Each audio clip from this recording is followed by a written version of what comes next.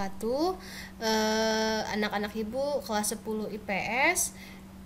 Kali ini Ibu akan membagikan materi sosiologi mengenai individu, kelompok, dan hubungan sosial dalam masyarakat.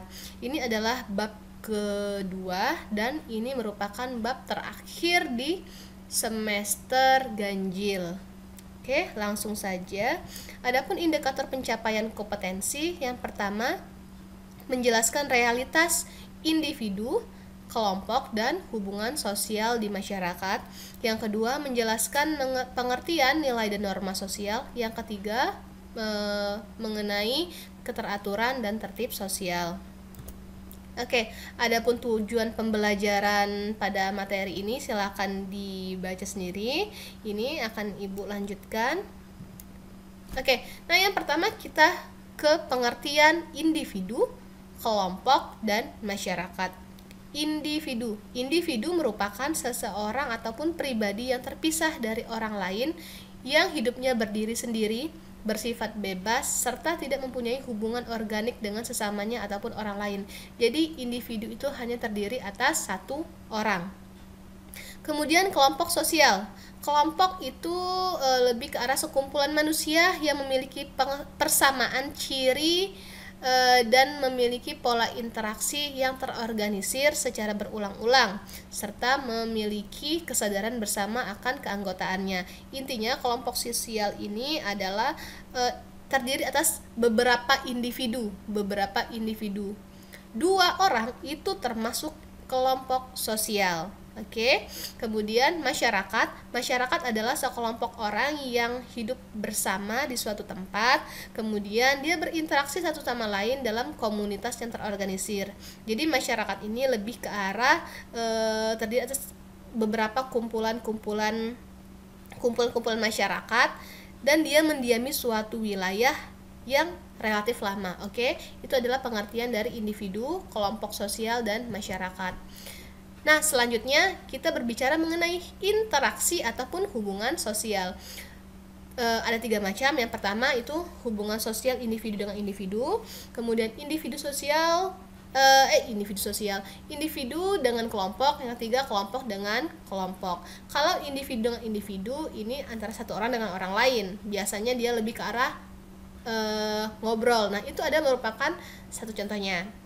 Kemudian individu dengan kelompok, otomatis ada satu orang dengan beberapa kelompok. Misalkan yang lebih cenderungnya ini adalah guru memaparkan materi di depan kelas. Dia terdiri atas satu orang, kemudian dia berbicara dengan banyak orang. Itu adalah individu dengan kelompok. Kemudian kelompok dengan kelompok, otomatis ada kelompok A dengan kelompok B. Biasanya ini lebih ke arah contohnya debat ya. Debat, ada yang pro, ada yang kontra. Itu adalah interaksi atau hubungan sosial. Oke, next kita ke syarat interaksi sosial ataupun syarat hubungan sosial. Ada 2. Yang pertama ada kontak sosial dengan komunikasi. Kontak sosial itu memiliki sifat-sifat, diantaranya kontak sosial yang bersifat positif atau negatif, dan kontak sosial yang bersifat primer ataupun sekunder. Maksudnya kontak sosial bersifat positif dia lebih mengarah pada hal-hal yang baik, misalkan jabat tangan, kemudian berpelukan, say hi, itu adalah kontak positif. Kemudian kalau kontak sosial yang negatif itu misalkan pemukulan, kemudian misalkan penganiayaan, itu adalah kontak sosial negatif.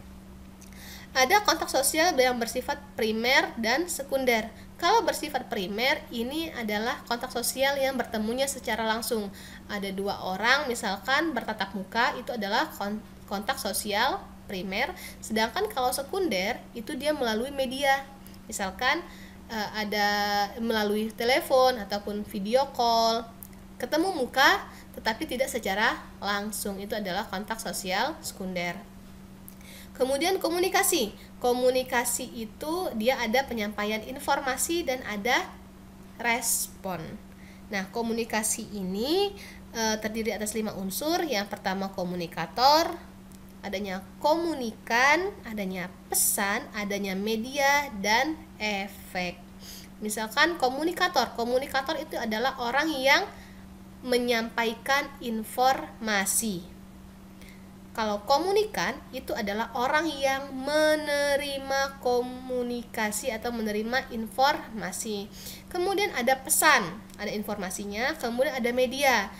Medianya apa? Apakah dia bertemunya secara langsung ataupun secara tidak langsung, dan kemudian ada efek. Efek ini adalah balasan. Oke? Selanjutnya, kita berbicara mengenai faktor yang mempengaruhi interaksi sosial. Yang pertama ada motivasi dan sugesti pasangannya, kemudian ada imitasi dengan identifikasi, ada simpati dengan empati. Kita bahas yang pertama adalah motivasi dan sugesti. Kalau motivasi ini dia lebih ke arah kata-kata penyemangat. Oke. Kalau motivasi itu adalah lebih ke arah kata-kata penyemangat. Sedangkan kalau sugesti ini dia mempengaruhi pemikiran orang lain dengan perilaku. Kalau motivasi dengan kata-kata, kalau sugesti dengan perilaku. Misalkan motivasi, kamu bisa ranking 1. Harusnya kamu kalau kamu misalkan potensi kamu bisa untuk mencapai suatu tujuan itu. Nah, itu adalah motivasi. Kamu bisa. Kemudian kalau sugesti, misalkan Jessica, kamu bagus sekali menggunakan pakaian warna pink, terlihat cantik.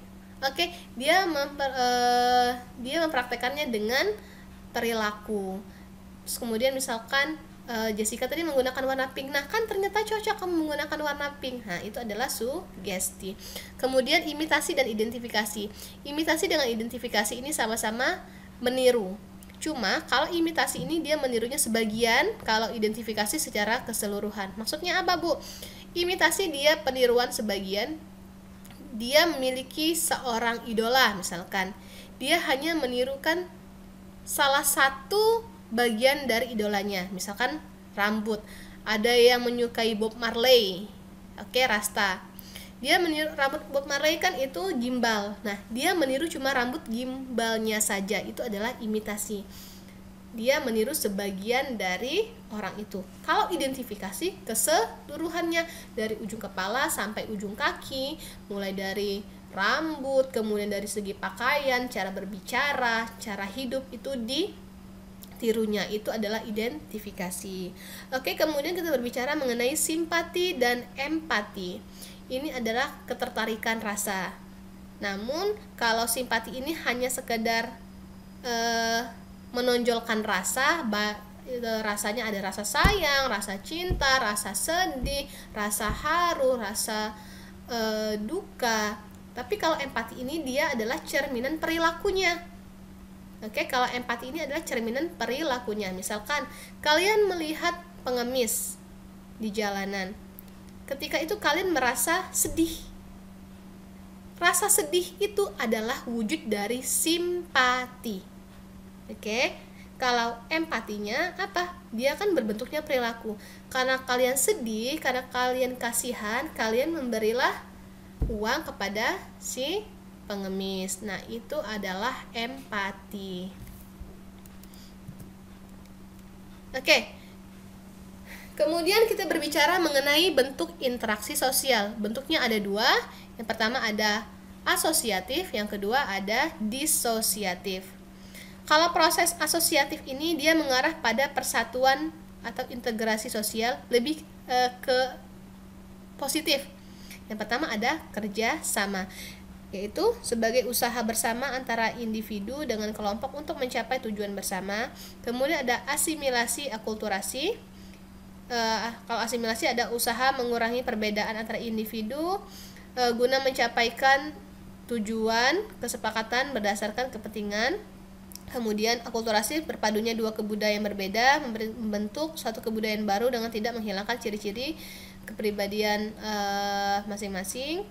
Kemudian akomodasi sebagai bentuk mengacu pada keseimbangan interaksi sosial antara kelompok berkaitan dengan nilai dan norma yang berlaku.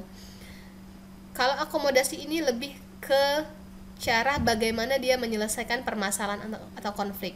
Jadi ketika misalkan dalam suatu kelompok itu memiliki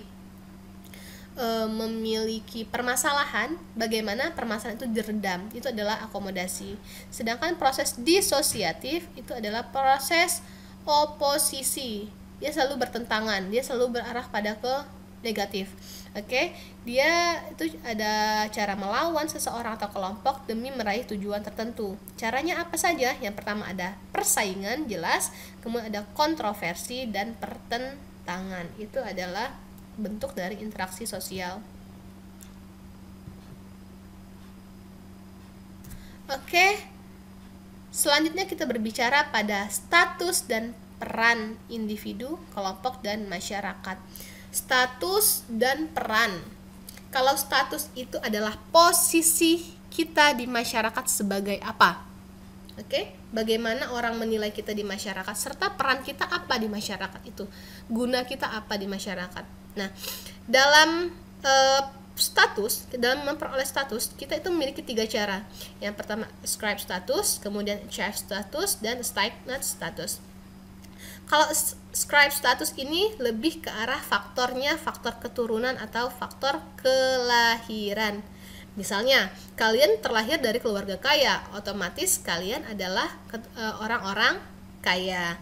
Kemudian misalkan kalian terlahir dalam keluarga bangsawan, otomatis kalian keturunan bangsawan.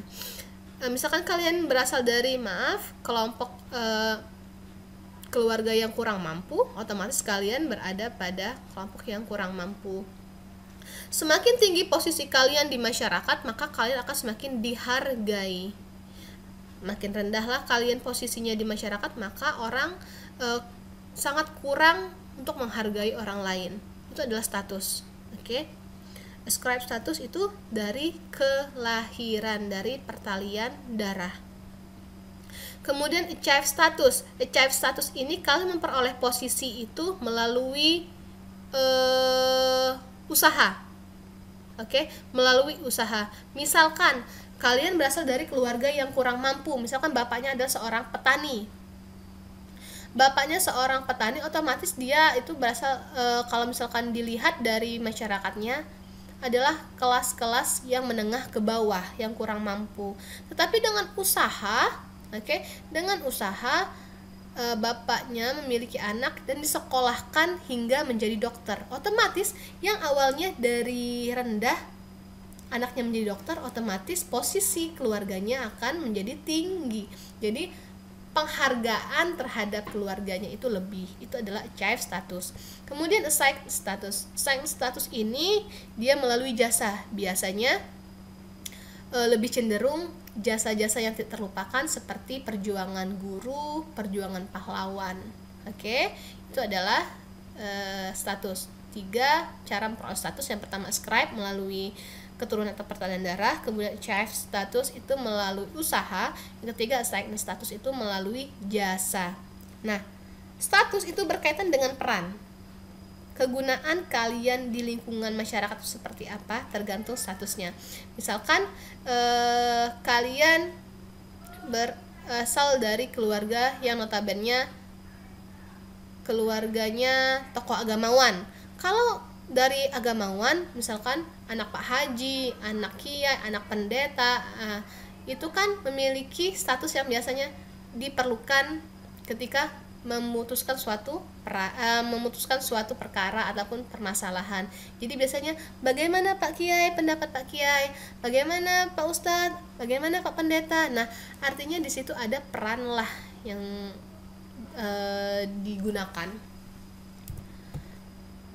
Selanjutnya kita berbicara mengenai nilai sosial dan norma sosial. Kalau nilai sosial adalah penghargaan yang diberikan masyarakat terhadap suatu yang dianggap baik, luhur, pantas, dan mempunyai daya guna fungsional bagi masyarakat. Itu nilai, adanya sesuatu yang dihargai. Sedangkan norma sosial, norma itu adalah merupakan seperangkat aturan yang digunakan oleh masyarakat sebagai pedoman untuk bersikap, berperasaan, berpikir, maupun bertindak, serta patokan perilaku manusia dalam kehidupan bermasyarakat. Jadi intinya norma itu adalah sebuah aturan yang harus diikuti. Kalau nilai itu adalah sesuatu yang dihargai. Kemudian kalau norma itu adalah aturan yang harus diikuti oleh masyarakat. Nilai dan norma itu saling terikat dalam masyarakat. Oke, yang pertama macam-macam nilai sosial. Yang pertama ada nilai material. Kemudian ada nilai vital, ada nilai kerohanian, ada nilai etika dan estetika. Nah, kita bahas mengenai nilai material. Materi. Nilai materi ini dia lebih ke arah sesuatu yang dihargai secara fisik. Oke, sesuatu yang dihargai secara fisik yang berguna bagi fisik. Biasanya ini lebih ke arah ekonomi. Misalkan nilai-nilai ekonomi adanya kita masyarakat tuh membutuhkan pangan, papan, sandang. Kita butuh makan, kemudian kita butuh pakaian, kita butuh tempat tinggal. Nah, itu adalah nilai-nilai material secara ekonomi. Kalau nilai vital itu adalah nilai yang dianggap penting. Nilai yang dianggap penting, misalkan kalian membutuhkan perlindungan, kemudian kalian membutuhkan kasih sayang, kalian membutuhkan teman. Nah, itu adalah nilai vital. Kemudian nilai kerohanian, dalam menjalankan kehidupan otomatis kalian butuh pegangan masalah agama. Kalau tidak ada agama yang mengatur kehidupan kita, tidak ada agama dalam status KTP kita, maka kita akan sulit menjalankan nilai kerohanian. Kemudian ada nilai etika dan estetika. Kalau etika itu nilai perilaku kita di masyarakat. Kalau kita sopan, otomatis orang segan, orang menghargai kita. Kalaupun kita tidak sopan, otomatis orang tidak akan menghargai kita. Dan nilai estetika itu adalah nilai keindahan. Orang akan menilai kita dari fisiknya. Orang akan berteman dengan kita karena otomatis pasti melihat penampilannya terlebih dahulu. Kalau misalkan penampilan kalian baik, rapi, bersih, otomatis orang pasti akan menyukai kalian. Namun misalkan kalian penampilan pertama kali saya urak-urakan, otomatis orang akan lebih membatasi diri terlebih dahulu untuk berteman dengan kalian. Nah, selanjutnya kita berbicara dengan norma-norma sosial. Norma-norma itu yang pertama ada norma agama, aturan agama, kemudian ada norma kesopanan dan kebiasaan aturannya, kemudian norma kesusilaan dan norma hukum. Nah, kalau norma agama jelas aturan-aturan agama, misalkan menjalankan ibadah, kemudian membantu sesama, itu adalah norma-norma agama. Kemudian norma kesopanan dan kebiasaan. Norma kesopanan dan kebiasaan ini misalkan kalau di Indonesia norma kesopanannya misalkan ada orang yang lebih tua lewat, kalian lewat itu kalian merunduk, permisi Pak, permisi Bu. Kemudian norma kebiasaan misalkan mencium tangan orang tua sebelum pergi sekolah dan minta doa. Itu adalah norma kesopanan dan kebiasaan. Norma kesusilaan ini biasanya lebih ke arah norma masyarakat. Misalkan adanya pembatasan-pembatasan tertentu ya di desa. Misalkan anak perempuan itu sebelum jam 9 sudah ada di rumah. Batas maksimal kalau mau keluar main itu jam 9 sudah di rumah. Itu adalah norma-norma kesusilaan. Misalkan kalau ada yang hal-hal yang berkaitan dengan masyarakat desa yang melanggar, itu lebih ke arah norma kesusilaan. Kemudian norma hukum yang terakhir. Norma hukum ini ya tingkatnya sudah parah. Ini bisa diberi sanksi. Oke, yang terakhir kita berbicara mengenai keteraturan sosial. Kalau keteraturan sosial ini adalah salah satu keadaan di mana hubungan-hubungan sosial yang berlangsung di antara anggota masyarakat berlangsung selaras, serasi, harmonis sesuai dengan norma dan nilai yang tadi yang berlaku di masyarakat. Unsurnya yang pertama ada tertib sosial, yaitu salah satu keadaan masyarakat dengan kehidupan yang tertib dan teratur sebagai hasil dari interaksi sosial yang berjalan harmonis. Kemudian ada yang namanya order, sebuah sistem nilai yang norma yang berlaku yang dipatuhi oleh masyarakat. Kemudian ada keajekan sosial, suatu keteraturan sosial yang rutin sebagai hasil dari interaksi sosial yang mengalami pelembagaan. Kemudian pola sosial yaitu merupakan segala corak hubungan sosial yang tetap dalam kehidupan masyarakat. Oke, sampai di sini materi untuk pertemuan pertama. Tugas kalian yaitu jelaskan berbagai bentuk akomodasi sosial sebagai sarana penyelesaian masalah dalam masyarakat serta berikan contohnya. Jadi kalian cari apa saja sih yang termasuk akomodasi sosial itu. Kemudian contoh penyelesaian masalahnya seperti apa. tulis dalam kertas folio, difoto, dan dikirim ke Google Classroom tanggal 31 Oktober 2020. Baiklah, sampai di sini materi pertemuan pertama di bab 2. Ibu tutup, wabillahi taufiq wal hidayah. Wassalamualaikum warahmatullahi wabarakatuh. Salam sejahtera untuk kita semua. Terima kasih.